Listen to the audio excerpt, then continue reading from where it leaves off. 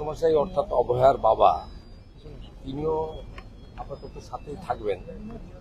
উনিও অল্প বিস্তর আমাদের মতো লাঠি খেয়েছেন, কিন্তু মা শাখাপলা তো ভেঙেইছে, ইঞ্জুরি খুব সিরিয়াস, ভালো ইঞ্জুরি করেছেন। স্ক্যান হয়েছে, এমআরআইও করতে হবে, এবং অলরেডি মানে প্রাইমারি যা করা, চ্যানেল করা, স্যালাইন দেওয়া, সিটি স্ক্যান করা, লোয়ার অ্যাবডোমেনকে আল্ট্রাসোনোগ্রাফি করা, ফুল ফেজে ডাক্তাররা খুব টেক কেয়ার করে করছেন। সকলেরই একটা ইমোশন অভয়ার বাবা মা বা অভয়ার পরিবারের প্রতি আছে।